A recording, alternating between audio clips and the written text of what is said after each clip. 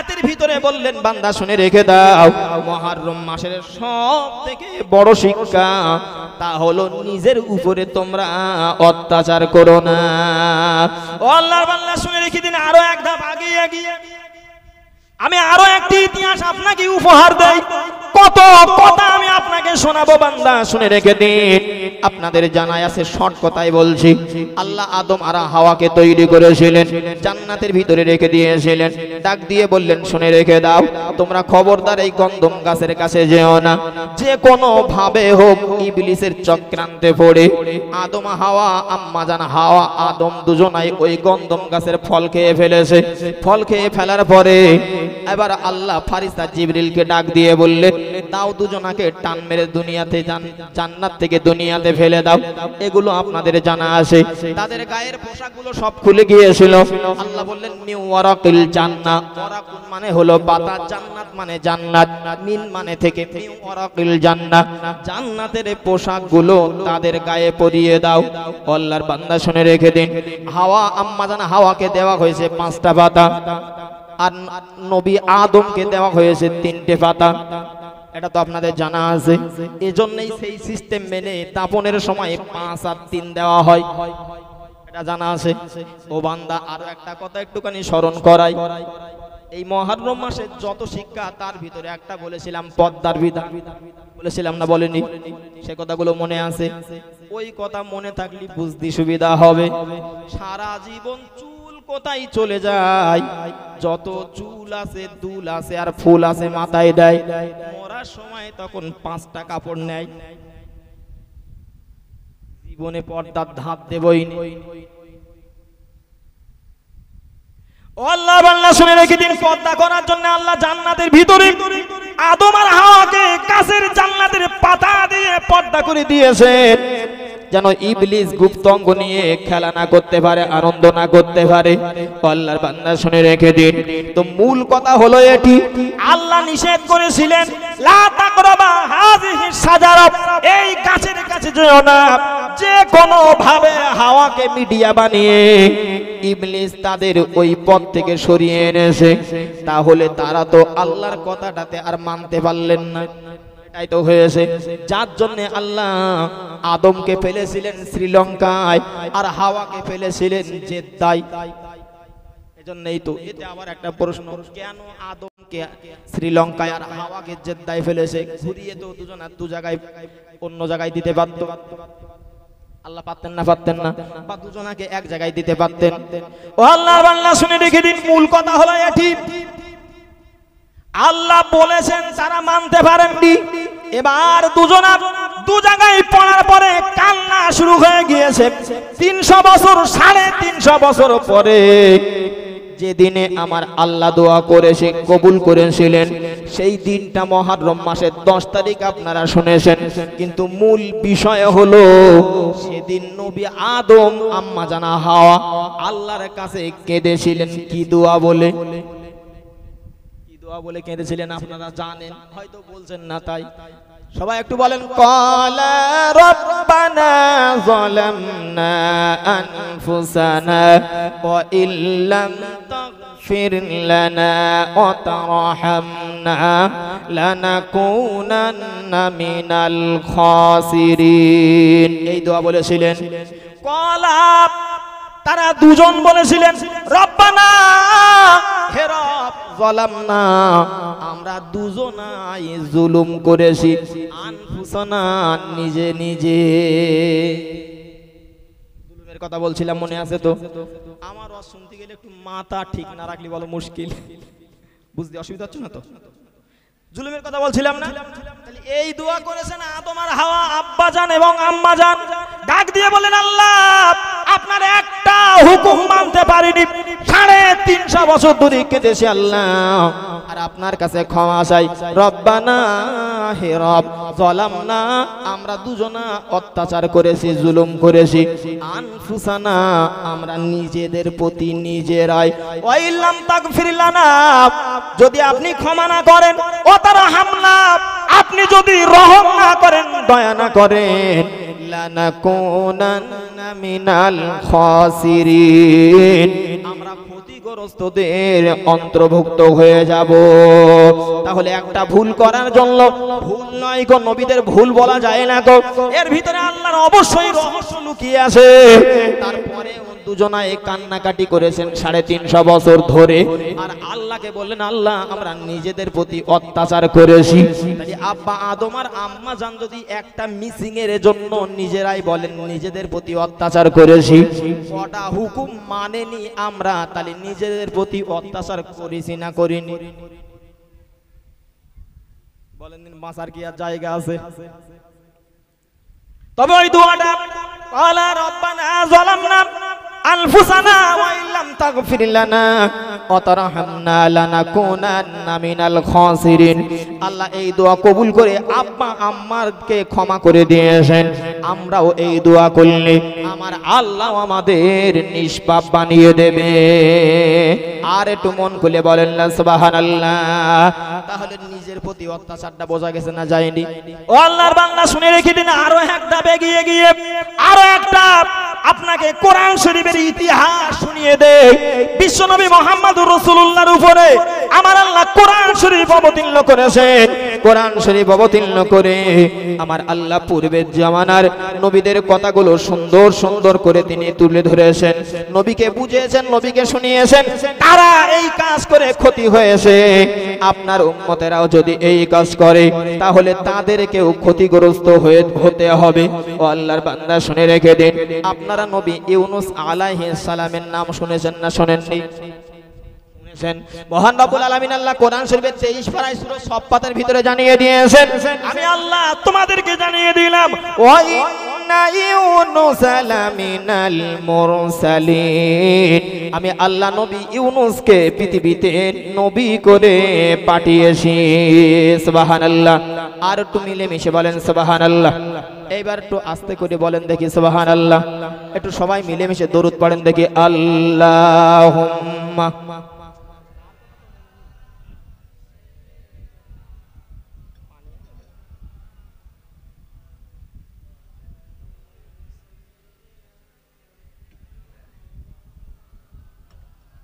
সাল্লাল্লাহু আলাইহি ওয়াসাল্লাম। প্রথম পয়েন্টটা কি বুঝিয়েছি? যে অন্যদের সঙ্গে যেন মিল না হয়, এই মাসের শিক্ষা। দ্বিতীয়টি কি বলছি? নিজের উপরে জুলুম কাকে বলে, জুলুম করার পরে আমাদের কি করতে হবে। নবী ইউনুস আলাইহিস সালাম তিনি ছিলেন নাইনুয়া গ্রামের বাসিন্দা। কওমের মানুষের কাছে তিনি কলেমার কথা বললে, একত্ববাদে আল্লাহর কথা বললে কওমের মানুষেরা মানতে অস্বীকার করলো।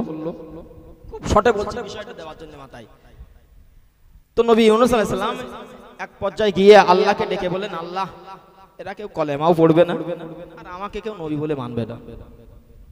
আল্লাহ নবীকে ডেকে বললেন, নবী তুমি বলে দাও ওদের উপরে আসমানি গজব অবতীর্ণ হবে। নবী বললেন, শোনো, কওমের মানুষকে ডেকে বললেন, তোমরা যদি এরপরেও ভালো না হও, আল্লাহকে এক বলে না মানো, তবে আল্লাহর ঘোষণা তোমাদের উপরে আসমানি গজব অবতীর্ণ হবে। তারপরেও এ লেজ সোজা হলো না, উঠলে লেজ উঠোনেই আসে। নবী আল্লাহকে বললেন, আল্লাহ বললেন, হে নবী তুমি এলাকা ছেড়ে চলে যাও, তাদের উপরে গজব অবতীর্ণ হবে। নবী যখন এই আল্লাহর গজব আসবে আল্লাহর সংবাদ দিয়েছেন, আল্লাহ বলেছেন, এবার তিনি এলাকা ছেড়ে অন্য এলাকায় চলে গিয়েছেন, এটি আল্লাহ আদেশ করেছেন। কওমের মানুষেরা দেখলো যে নবী যখন এলাকা থেকে চলে গিয়েছেন তাহলে গজব আসবেই, এতে আর কোনো সন্দেহ নেই। তাহলে কি করতে হবে? যদি গজব থেকে বাঁচতে হয় তাহলে আল্লাহর কাছে এবার তওবা করতে হবে। লম্বা তাফসীর। তারা তিন দলে বিভক্ত হলো। সাবালক সাবালেগা তারা একটা দল, ছোট্ট বাচ্চা মাসুম যারা নিষ্পাপ তাদের একটা দল করে দিল, বাড়ির গৃহপালিত পশু যা ছিল তাদের একটা পাল তৈরি করে দিয়ে এলাকা ছেড়ে সব জঙ্গলে চলে গেল। জঙ্গলে গিয়ে বাচ্চাগুলোর এক জায়গায় বেঁধে দিয়েছে, দল করে পশু পাখিগুলোর এক জায়গায় বেঁধে দিয়েছে, নিজেরা এক জায়গায় বসে আল্লাহর কাছে তওবা করছে খুব মনোযোগ সহকারে। বলেন সুবহানাল্লাহ। আর একটু মন খুলে বলেন সুবহানাল্লাহ। আল্লাহ কোরআন শরীফের 5 পারার 15 পৃষ্ঠার প্রথম লাইনে বললেন আস্তাগফিরুল্লাহ, তোমরা আল্লাহর কাছে তওবা করো। ইন্নাল্লাহা কানা গফুরার রহিমা, আল্লাহ হলেন ক্ষমাশীল এবং মহাদয়াময়। জোরে বলেন সুবহানাল্লাহ। তওবা করার পরে নবী ইউনূস আলাইহিস সালাম অন্য এলাকায়, অন্য দেশে, আচ্ছা বলেন দিন মনটা টানা দিয়ে থাকবে না থাকবে না? এমনি তো এই এলাকার মনে করেন একটা মেয়ে বিয়ে হয়েছে অন্য জায়গায়, সে যদি শোনে তাই তো আমার বাবার দেশে এরকম একটা কোনো ঝড় হোক, মহামারী হোক, ইত্যাদি হচ্ছে, মনটা টানা দিয়ে থাকে। তাতে আল্লাহর নবী উম্মাতের জন্য এলাকা শুধু গজবে ধ্বংস হয়ে যাবে, মনটা বারবার টানা দিয়ে আসে। আল্লাহর বান্দা শুনে রেখে দিন, নবী ইউনূস আলাইহিস সালাম অন্য দেশে পাড়ি দিয়েছে, কিন্তু মনটা তার টানা দিয়ে আসে। আমার নাইনোয়া এলাকাতে কি অবস্থা হচ্ছে না জানি, কিন্তু এলাকার মানুষেরা সকলে গ্রাম ছেড়ে দিয়ে গভীর জঙ্গলে গিয়ে 3 দলে বিভক্ত হয়ে আল্লাহর কাছে তওবা করা শুরু করে দিয়েছেন। আমার আল্লাহ কোরআন শরীফের ভিতরে জানিয়ে দিয়েছেন, তুবু ইলাল্লাহি জামিআন আইয়ুহাল মুমিনুন লাআল্লাকুম তুফলিহুন। জোরে বলেন আল্লাহু আকবার। একটু মিলেমিশে বলেন না আল্লাহু আকবার। আল্লাহ ডাক দিয়ে বলেন, তুবু ইলাল্লাহি জামিআন আইয়ুহাল মুমিনুন, এ মুমিন সম্প্রদায় তোমরা আমি আল্লাহর কাছে তওবা করো, আমি আল্লাহর দিকে ফিরে আসো। আমি আল্লাহ তোমাদেরকে জানিয়ে দিলাম লাআল্লাকুম তুফলিহুন, তবেই তোমরা সফল হয়ে যাবে। সুবহানাল্লাহ। কওমের মানুষেরা নবী ইউনূসের চলে যাওয়ার পরে দৃঢ় চিত্তে তওবা করা শুরু করে দিয়েছেন। আমার আল্লাহর রহমতের দরিয়ায় জোশ মেরেছে। মহান আল্লাহ গজব দেবে বলেছিলেন, গজবটাকে আল্লাহ বন্ধ করে দিয়ে ওই নবী ইউনূস আলাইহিস সালামের কওমের মানুষের উপরে আমার আল্লাহ রহমত অবতীর্ণ করলেন। সুবহানাল্লাহ। আর একটু জোরে বলেন সুবহানাল্লাহ। এলাকার মানুষের ক্ষমা করা হলো, এলাকায় শান্তি বিরাজমান হয়ে গেল। নবী ইউনূস আলাইহিস সালাম খোঁজ নেওয়া শুরু করেছেন। নবীর কাছে সংবাদখানা পৌঁছে গিয়েছে, হে নবী ইউনূস, তুমি তো বলেছিলে এলাকায় গজব অবতীর্ণ হবে, কিন্তু না না, ওই এলাকায় গজব অবতীর্ণ তো হলোই না, বরং আল্লাহর রহমত ওই এলাকায় অবতীর্ণ হয়েছে। নবী ইউনূস, তুমি শুনে রেখে দাও, এবার তোমার কথাটা কার্যকারী হয়নি, কাজে ফলেনি, এখন কি হবে? নবী ইউনূস আলাইহিস সালাম বড় চিন্তায় বিভোর তিনি হয়ে গিয়েছেন। হায়রে, এমনি তো কওমের মানুষেরা আমাকে মানতে চাইতো না, তাতে আমার কথাটা পটে পটে কাজে মেলেনি, সত্যে সত্যায়ন হয়নি, এমনি মানতো না। এবার যদি এলাকায় যায় তাহলে কি তারা আমাকে আর মোটেই মানবে? তাছাড়া তাফসীরের ভিতরে আছে, সে সময় আরো একটি কথা প্রচলিত ছিল, যদি কোনো মানুষ মিথ্যাবাদীতে প্রমাণিত হয় তাহলে দুনিয়া থেকে তাকে মার্ডার করে দেওয়া হবে।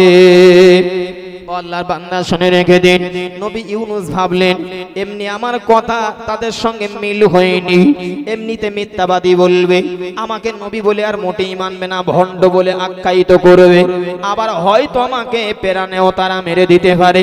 আল্লাহর বান্দা একটু বিচার করে বলেন, সে যুগের ওই নিয়ম যদি এ যুগে থাকতো, মিথ্যা বললে প্রমাণিত হলে তাকে মার্ডার করে দেওয়া হবে। মসজিদ থেকে বার হয়ে আর বাজার পর্যন্ত যেত কজন?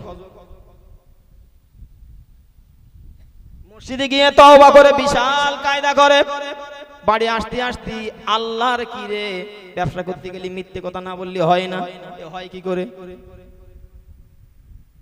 বাড়ি পর্যন্ত মানুষ পাওয়া যেত। আর আল্লাহর বান্দা শুনে রেখে দিন, মূল কথা হলো এটি।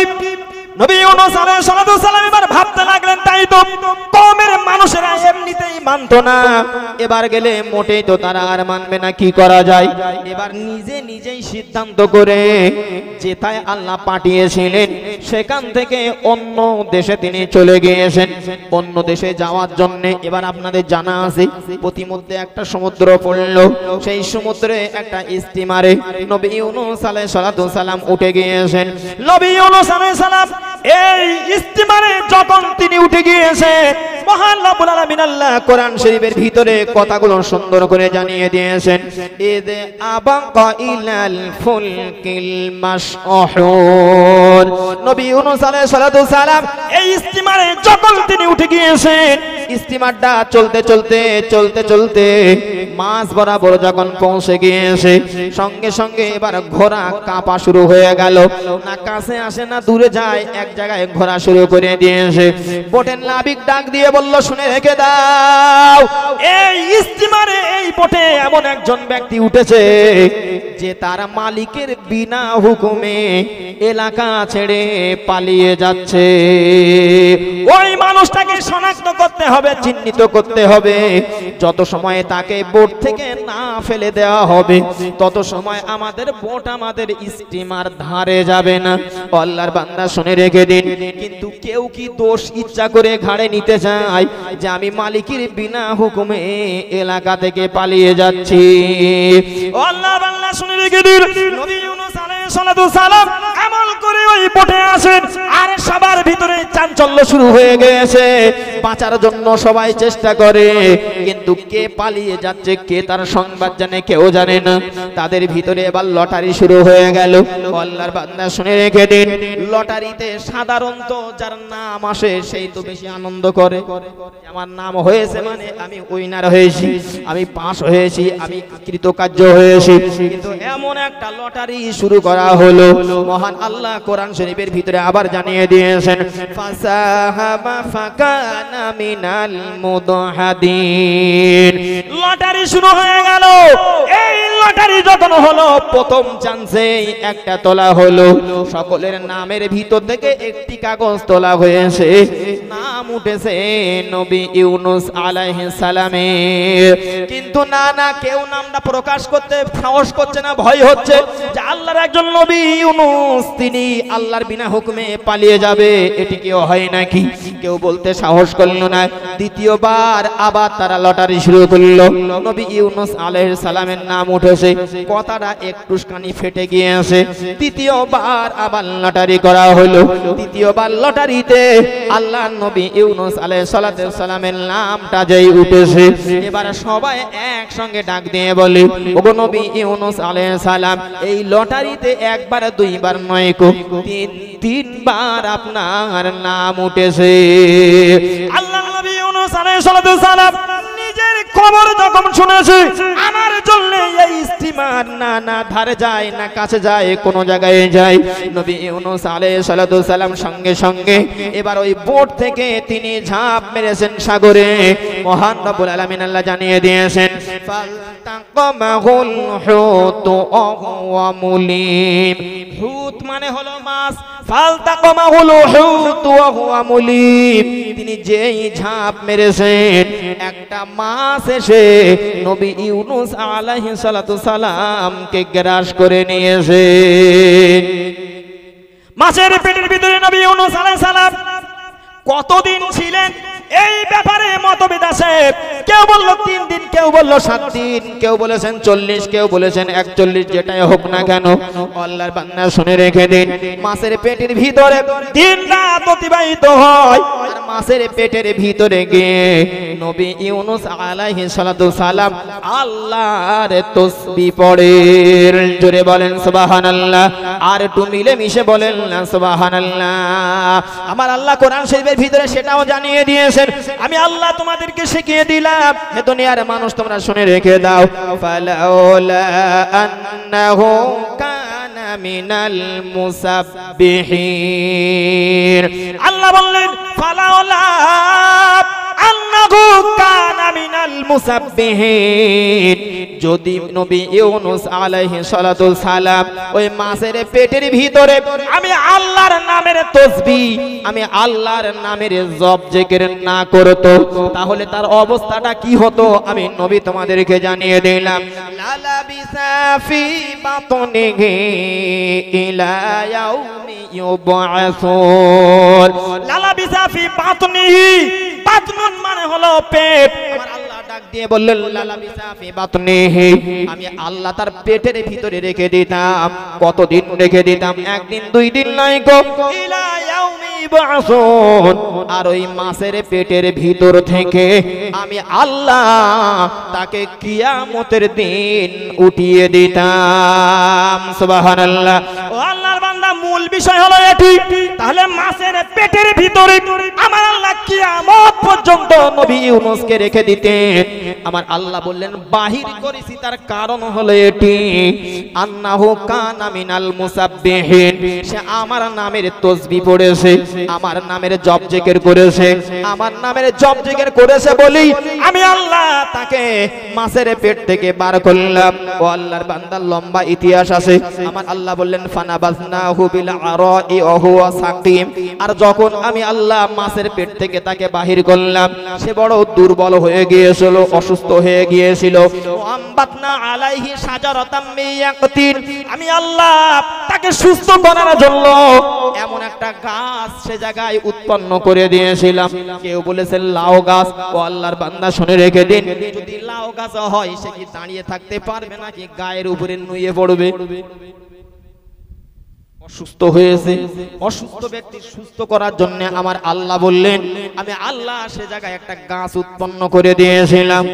তাফসীরে তো বা অন্য কোন বর্ণনায় আপনারা শুনেছেন, কেউ বলেছেন লাউ গাছ সে জায়গায় হয়েছিল। শুনেছেন না? শোনেন, যদি লাউ গাছ হয়, লাউ গাছের কি এমনি দাঁড়িয়ে থাকার ক্ষমতা আছে নাকি কিছু ধরা দিতে হয়? তাহলে লাউ গাছ কি করে হবে? এটাই হলো খোদার খেলা, এটাই হলো খোদার করুণা। মহান রব্বুল আলামিন আল্লাহ হয় সেই লাউ গাছকে ক্ষমতা দিয়ে দাঁড় করিয়েছেন, আর নাইলে অন্য কোন গাছের উপরে লাউ গাছকে ছায়া করে দিয়েছেন। একটু মন খুলে বলেন না সুবহানাল্লাহ। আমার আল্লাহ জানিয়ে দিয়েছেন, তারপরে আমি আল্লাহ ওয়া আরসালনাহু ইলা মিআতি আলফি আও ইয়াজিদুন। মহান আল্লাহ জানিয়ে দিয়েছেন আলফি ইয়াজিদুন। আমি আল্লাহ তারপরে নবী ইউনুসকে এমন একটা শহরে এলাকায় পাঠিয়েছিলাম, 1 লক্ষ তার থেকেও বেশি মানুষের নবী করে তাকে পাঠিয়েছিলাম। সুবহানাল্লাহ। মূল পয়েন্টটা হলো এটি। আমার আল্লাহ বললেন যদি তাসবিহ না পড়তো তাহলে মাছের পেটে কিয়ামত পর্যন্ত থাকতে হতো। কি তাসবিহ নবী পড়েছিলেন বলেন? আপনারা জানেন? একটু মনে করে দিলেই হবে। হ্যাঁ জানেন, দেখেন মনে করে দিচ্ছি। দেখেন নবী ইউনুস আলাইহিস সালাতু সালাম এই তাসবিহটাই পড়েছিলেন মাছের পেটের ভিতরে। মহান আল্লাহ কোরআন শরীফের 17 পারায় বললেন, সবাই পড়েন লা ইলাহা ইল্লা আনতা সুবহানাকা ইন্নী কুনতু মিনাজ জালিমিন। আর একবার বলেন লা ইলাহা ইল্লা আনতা সুবহানাকা ইন্নী কুনতু মিনাজ জালিমিন। এই তাসবিহটাই পড়েছিলেন, বারবার ডাক দিয়ে আল্লাহকে বলছিলেন লা ইলাহা, নেই কোন প্রভু, নেই কোন ইলাহা ইল্লা আনতা, অনলি ফর আপনি ছাড়া। আমার কোন প্রভু নেই, শুধুমাত্র আপনি ছাড়া। সুবহানাকা, আর পবিত্রতা তাসবিহ সবগুলো আপনার জন্য। পরের অংশে আমার আল্লাহ বললেন ইন্নী কুনতু মিনাজ জালিমিন। নবী ইউনুস বারবার ডাক দিয়ে বলছিলেন আল্লাহ পবিত্রতা আপনার, তাসবিহ আপনার, আর ইন্নী নিশ্চয় আমি কুনতু মিনাজ জালিমিন, আমি নিজের উপরে জালেম জুলুম অত্যাচার করেছি। কি বললেন? আমি নিজের উপরে অত্যাচার করেছি। এই দুয়াটার মানে হলো এটি। এর অনেক ফজিলাত, কোন বিপদে পড়লে আপনি এটি পড়বেন। তবে মূল কথা আমি মাথায় দিতে চেয়েছি, আলাইহিস সালাতু সালাম আল্লাহর বিনা হুকুমে শহর ছেড়ে অন্য জায়গায় চলে গিয়েছেন। প্রথম পাঠিয়েছিলেন আল্লাহ, তারপরে নিজের সিদ্ধান্ত নিয়ে গিয়েছেন। এই আল্লাহর হুকুমটা মানতে পারেননি, নিজেই বললেন আমি নিজের উপরে অত্যাচার করেছি। ও আল্লাহর বান্দা শুনে রেখে দিন, বিষয় এবার মাথায় নেন। আমি বলছিলাম নিজের উপরে অত্যাচার কি? নিজের উপরে অত্যাচার হলো এটি, নবী ইউনূস আলাইহিস সালাতু সালাম আল্লাহর বিনা হুকুমে একটা সিদ্ধান্ত তিনি নিয়েছেন। এটি যদি নিজের উপরে অত্যাচার হয় আর তার জন্য যদি আল্লাহ বলেন তাসবিহ পড়েছো আর নাইলে কিয়ামত পর্যন্ত ওই শাস্তি পেতে হতো। ও আল্লাহর বান্দা শুনে রেখে দিন, আমরা আল্লাহর বিধান কত মানি না, নিজের মনে হয়েছে সেটাই করে দিয়েছি। তাহলে কি আমরা জালেম আর অত্যাচারীর ভিতরে নাকি বাইরে আছি? মাথায় কি ওর যাচ্ছে বাপ? ও আল্লাহর বান্দা শুনে রেখে দিন, আমি জুলুমের কথা বলছিলাম আর বারবার এই কথাগুলো আপনাদের শুনিয়ে একটি কথা আপনাদের মাথায় দিতে চেয়েছি। বর্তমান সময়ে আমরা পাপের সঙ্গে জর্জরিত, এত পরিমাণ পাপ আমরা করেছি। আমাদের চেহারাগুলো সৌন্দর্য করে মানুষের কাছে দেখায়, আমাদের চেহারাগুলো সৌন্দর্য করে মানুষের কাছে প্রকাশ করি। যদি গোনাগুলো একবার দেখা যেত তাহলে মানুষের কাছে আর বাহির হওয়া যেত না। গুলো দেখা যায় না বলে বাইরে বাইরে ঘুরে বেড়াতে পারি খুব সম্মান নিয়ে। আল্লাহর বান্দা শুনে দেখিনি, যতটা চেহারাটা সুন্দর করে সাজাই ওইভাবে যদি মনটাকে সাজাতে পারতাম, ঈমান সাজাতে পারতাম, তাহলে তো মহান আল্লাহর কাছে একটা মর্যাদা ছিল। আল্লাহর বান্দা শুনে রেখে দিন, আরো একটি কথা আমি আপনাকে শোনাই। নিজের উপরে অত্যাচার, তার পরিণতি কি হতে পারে? মহান রব্বুল আলামিন আল্লাহ কোরআন শরীফের ভিতরে আরো একটি ইতিহাস জানিয়েছেন, আপনাদের জানা আছে। লম্বা ইতিহাস আমি বলছি না, বিষয়গুলো শুধু মাথায় দিচ্ছি। আপনাদের জানা আছে নবী আদমের দুজন করে সন্তান হতো, একজন ছেলে একজন মেয়ে, একজন ছেলে একজন মেয়ে। আর বিবাহের সিস্টেম ছিল আগের ছেলে পরের মেয়ে, পরের ছেলে আগের মেয়ে, এইভাবে বিবাহ হতো। একটা বিবাহের সমস্যা এক ভাই মেনে নিতে পারেনি, তার জন্য সে ঝামেলা ঝক্কি করে আর এক ভাইকে মেরেছিল। যে মেরেছিল তার নাম কাবিল, আর যাকে মেরেছিল তার নাম হলো হাবিল। জানা আছে না নাই? কোরআন শরীফের 6 পারার 11 পৃষ্ঠায় আছে। আমি একটুখানি শর্ট করে আপনাদের শুনিয়ে দেই। মহান রব্বুল আলামিন আল্লাহ কোরআন শরীফের ভিতরে বললেন, ওয়াতলু আলাইহিম নাবা আবনাই আদম বিল হক। হে নবী, আপনি আপনার উম্মতের কাছে আদমের 2 সন্তানের সত্য ইতিহাস আপনি বর্ণনা করুন। পরে আমার আল্লাহ জানিয়ে দিয়েছেন তাদের দুজনের ভিতরে যখন সমস্যা হলো, কাবিল বলল আমি একে বিয়ে করব, হাবিল বলল আমি বিয়ে করব। নবী আদম বললেন তোমরা এক কাজ করো, কুরবানি করো, যার কুরবানি কবুল হবে সেই তো বিয়ে করতে পারবে, চাহিদার মেয়েটা সে পেয়ে যাবে। আল্লাহর বান্দা শুনে রেখে দিন, হাবিল নিয়ে গেল অল্প কিছু আল্লাহর কাছে খাদ্যদ্রব্য, শাক সবজি নিয়ে গিয়েছিলেন হযরত হাবিল। আর কাবিল নিয়ে গেল বড় এক বিরাট চেহারা দুম্বা বলি উট বলি কোন একটা পশু নিয়ে গেল। পাহাড়ের পদদেশে তারা দুজনাই হাজির হয়ে গেল। আল্লাহর কাছে সামনে রেখে কান্না শুরু করে দিয়েছেন, আল্লাহ আমার কুরবানি কবুল করো। সে যুগের সিস্টেম ছিল যার কুরবানি কবুল হবে। বাস্তব প্রমাণ হলো এটি, আসমান থেকে আগুন এসে তার ওই রেখে দেওয়া পশু হোক আর খাবার হোক সেটা ভস্ম করে দেবে, পুড়িয়ে দেবে। চারটা পুড়ে যাবে, তারটা কবুল হয়েছে প্রমাণিত হবে। একটু জোরে বলেন না সুবহানাল্লাহ। কাবিল রেখেছে বড় একটা বিরাট প্রাণী, হাবিল দুর্বল কিছু শাক সবজি রেখেছে। 2 ভাই কান্নাকাটি শুরু করেছে, আল্লাহ আমারটা কবুল করেন, আমারটা কবুল করেন। হঠাৎ করে দেখা গেল আসমান থেকে আগুন এসে হাবিলের অল্প শাক সবজিটা পুড়িয়ে দিয়েছে। প্রমাণিত হয়েছে এই হাবিলের অল্প হলেও আল্লাহ কুরবানি কবুল করেছেন। সুবহানাল্লাহ। কুরবানি কদিন আগে পার হয়ে গেল, বিরাট যত বড় গরু মনে হয় সেই মনে হয় কুরবানি সব থেকে ভালো করেছে। ও বান্দা না, মহান আল্লাহ কোরআন শরীফের ভিতরে 17 পারার 15 পৃষ্ঠা নিচেই জানিয়ে দিয়েছেন, লা ইয়ানালাল্লাহু লুহুমুহা ওয়ালা দিমাউহা ওয়ালাকিন ইয়ানালুহু তাকওয়া মিনকুম। একটু জোরে বলেন সুবহানাল্লাহ। যারা ঘুমোচ্ছেন একটু জোরে বলেন না নারায়ে তাকবীর। আর একটু আস্তে করে বলেন নারায়ে তাকবীর। একটু জোরে এইবার বলেন নারায়ে তাকবীর। তাহলে আল্লাহ বললেন আমার কাছে রক্তও পৌঁছায় না, গোশও পৌঁছায় না, আমার কাছে পৌঁছায় তার মনের নিয়ত। জোরে বলেন সুবহানাল্লাহ। দুই ভাই রেখেছে, আল্লাহর কাছে কবুল হয়েছে ছোটটা, একটু মন খুলে বলেন সুবহানাল্লাহ। এইবার শুরু হলো হিংসা। কাবিল বলল তোরটা পুড়েছে, তোরটা কবুল হয়েছে, দাঁড়া ব্যবস্থা তোর করে দিচ্ছি। মহান আল্লাহ কোরআনের ভিতরে জানিয়ে দিয়েছেন।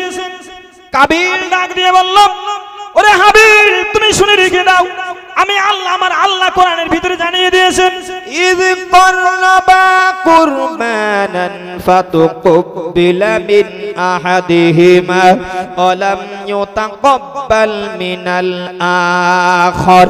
মহান আল্লাহ বললেন দুই জনের কুরবানির ভিতর থেকে একজনের কুরবানি কবুল হয়েছে আর একজনের কুরবানি কবুল হয়নি। যার কুরবানি কবুল হয়েছে আর যার কবুল হয়নি, দুই জনের ভিতরে এবার কথা শুরু হয়ে গেল। এবার যার কুরবানি কবুল হয়নি কাবিল ডাক দিয়ে বলল ক্বালা লা আকতুলান্নাক, আমি তোমাকে কতল করে দেব। যার কুরবানি কবুল হয়নি কাবিল ডাক দিয়ে ভাইকে বলছে লা আকতুলান্নাক, আমি তোমাকে কতল করে দেব, আমি তোমাকে মেরে দেব। হাবিল ডাক দিয়ে বলল ক্বালা ইন্নামা ইয়াতাকাব্বালুল্লাহু মিনাল মুত্তাকিন। হাবিল ডাক দিয়ে বললেন আমার আল্লাহ মুত্তাকিদের কুরবানিটাই তো কবুল করে থাকেন। সুবহানাল্লাহ। শুধু বড় হলে হবে না, হক পথে থেকে কুরবানি হচ্ছে কিনা, হালাল টাকায় কুরবানি হচ্ছে কিনা, সৎ টাকায় কুরবানি হচ্ছে কিনা। তুমি যদি সৎ হয়ে থাকো তোমার সৎটাই তো কবুল হবে। আল্লাহর বান্দা শুনে রেখে দিন।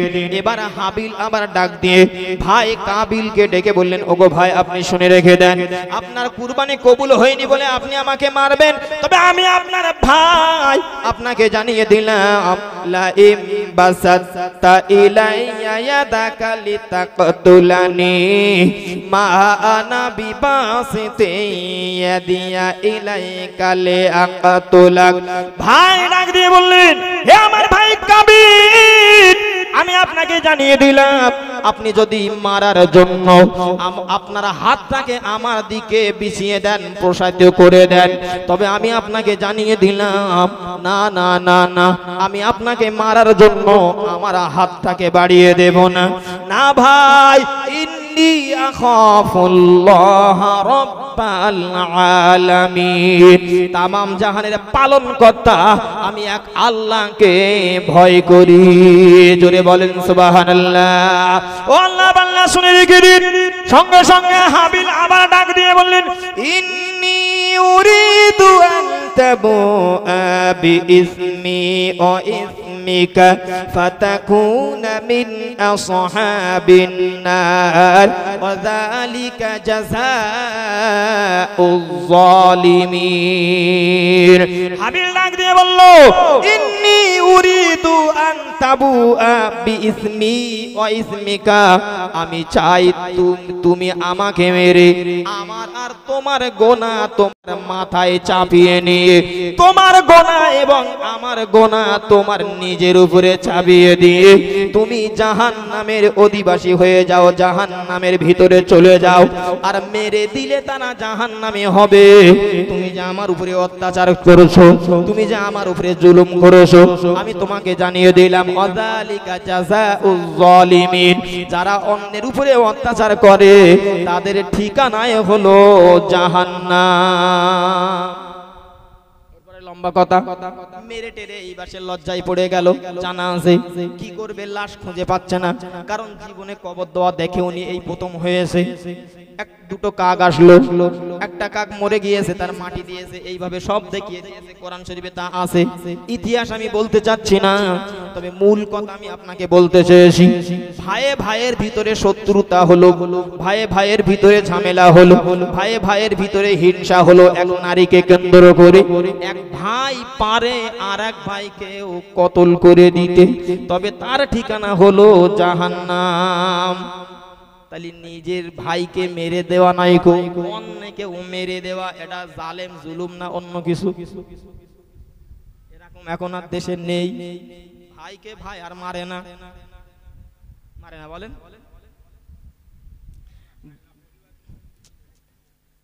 বাবরে দুঃখ কোথায় রাখবেন বলেন। এই মাসের শিক্ষা হলো এটি যে তুমি নিজের উপরে অত্যাচার করো না।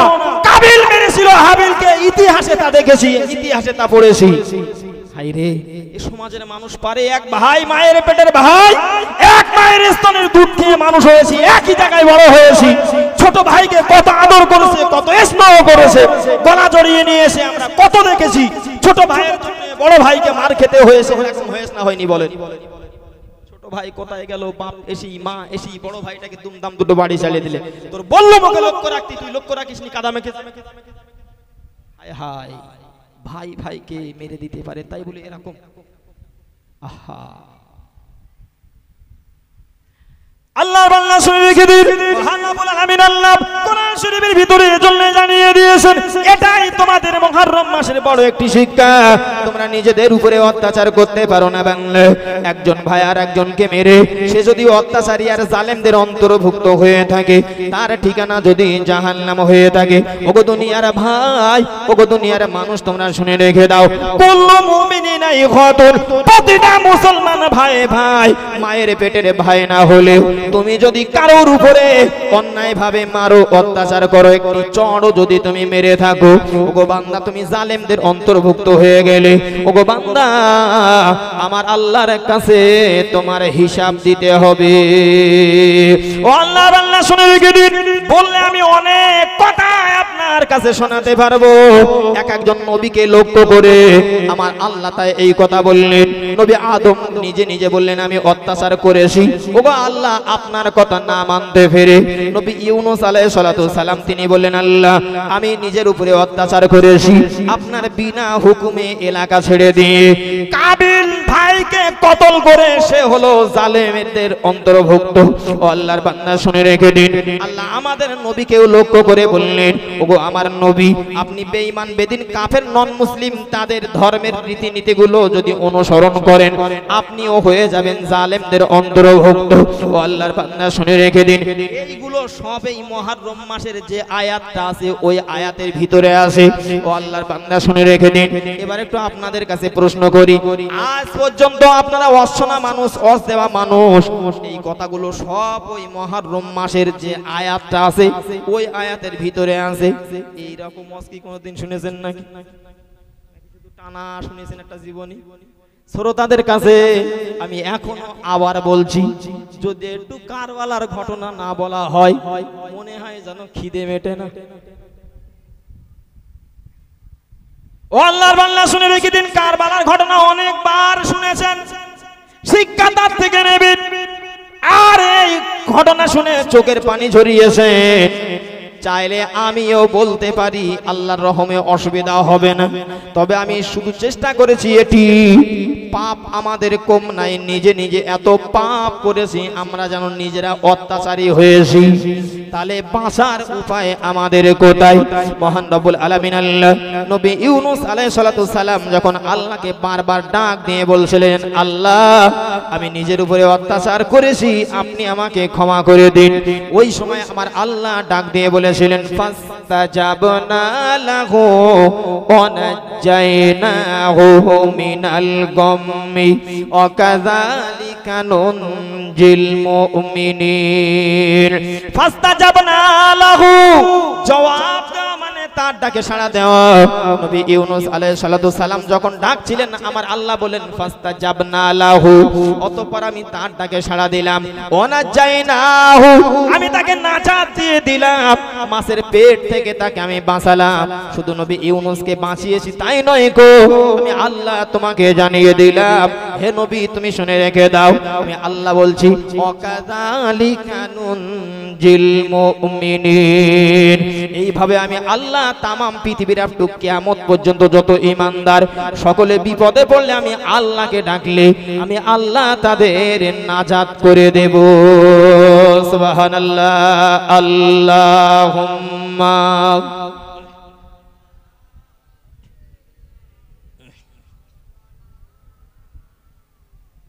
আলা আলে সাইয়্যিদিনা।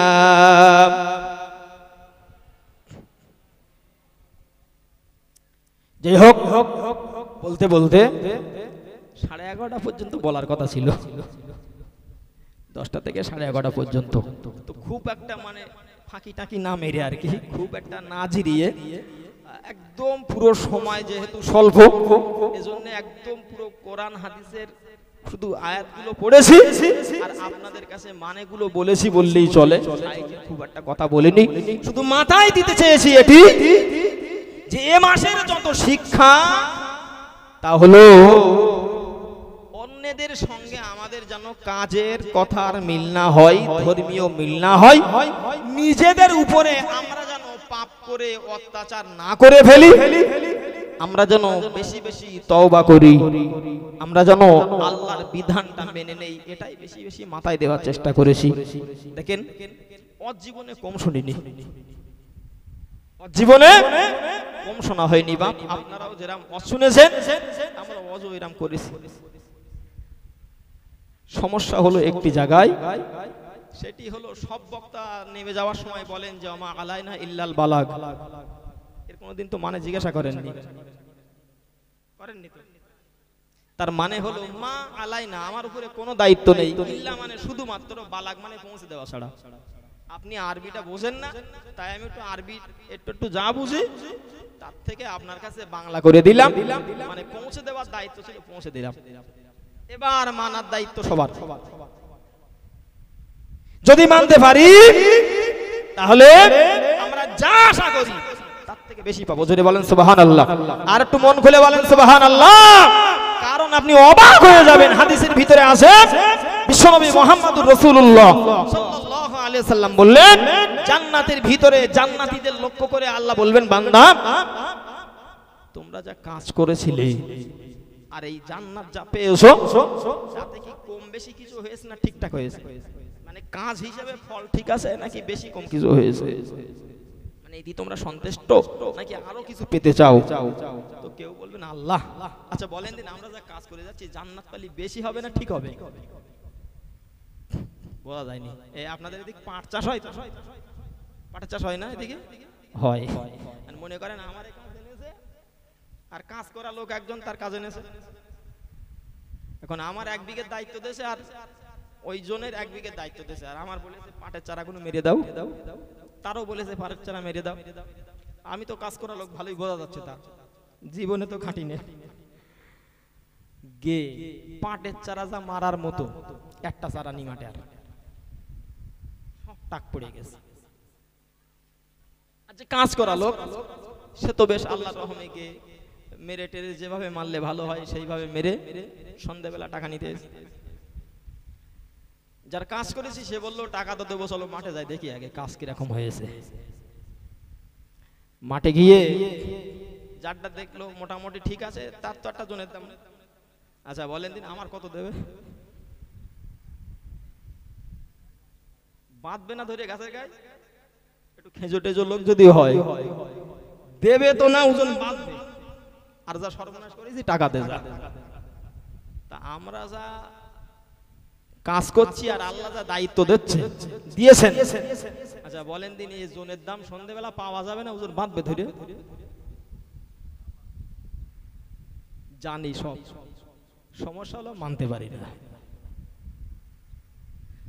আল্লাহর বান্দা শুনে রেখে জান্নাতি বান্দাদের ডাক দিন মহান রব্বুল আলামিন আল্লাহ জান্নাতের ভিতরে গিয়ে বলবেন, বান্দা শুনে রেখে দাও, আমি আল্লাহ তোমাদেরকে জানিয়ে দিলাম দুনিয়াতে তোমরা কাজ করেছো, না দেখা আল্লাহকে তোমরা সিজদা দিয়েছো, না দেখে আল্লাহর ইবাদত উপাসনা আরাধনা করেছো।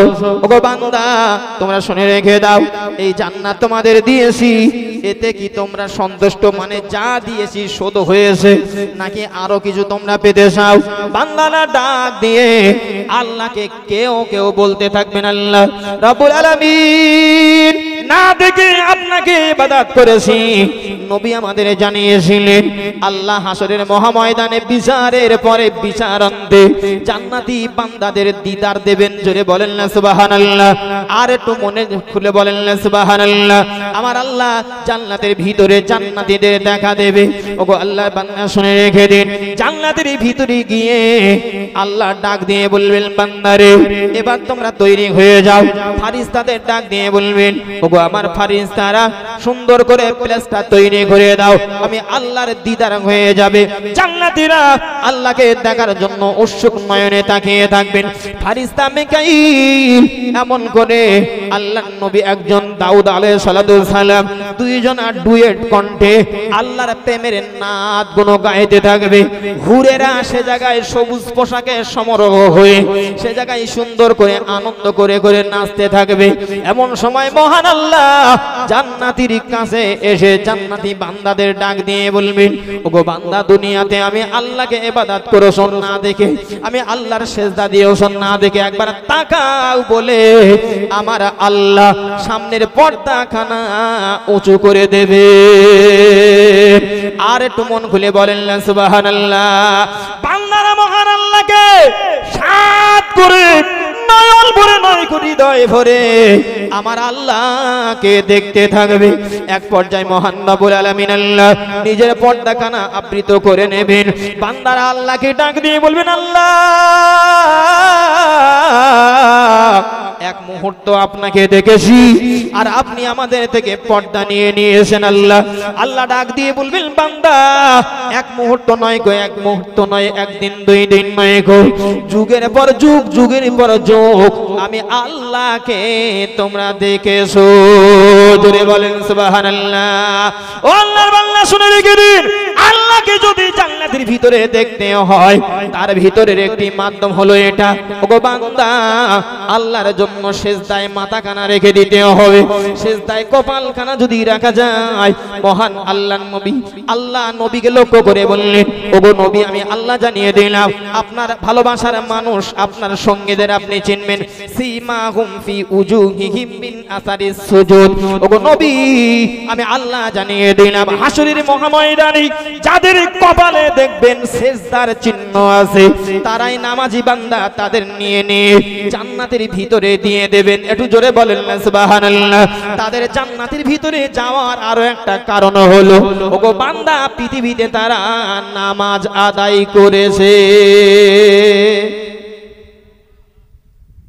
এই মজলিসের আরো একটা পয়েন্ট বলেছিলাম নামাজ। আগামী কাল থেকে যারা নামাজ মোটে পড়েন না একটু চেষ্টা করেন নামাজ পড়ার জন্য। জানাজা পড়ার জন্য বাইরে দাঁড়িয়ে থাকে, ইমাম সাহেব জোহর আদায় করে আসলি তাই জানাজা পড়তে যাবে। নিজে জাতি পারে না, আমার বাড়ির মেয়েটারে পাঠায় যে আমি তো জাতি পেতেছি না, তুই একটু যা না তো কি বলবে বল দিন। কুটুম বজায় করার জন্য বাড়ির মেয়েটার পাঠায়। ফিরে আসি, দায়িত্ব নেন। দায়িত্ব নিলে অবশ্যই পারবেন। এই পৃথিবীতে আমরা যারা আছি প্রত্যেকেরই এক একজন করে বন্ধু বান্ধব আছে না নেই? মেশার মানুষ তো একজন আছে। আপনি দায়িত্ব নেন এবং মন থেকে দৃঢ় প্রতিজ্ঞা করুন যে অন্তত আমার হাতে একজন মুসলমান আমি করতে পারিনি, সেই সৌভাগ্য আমার হয়নি, অন্তত একজন নামাজে আমি বানিয়ে যাব। সে যতদিন নামাজ পড়বে সে নামাজের সওয়াব পাবে, তারও একটা ভাগ আমি পেয়ে যাব। জোরে বলেন সুবহানাল্লাহ। এই প্রতিজ্ঞা নেওয়া যাবে ইনশাআল্লাহ।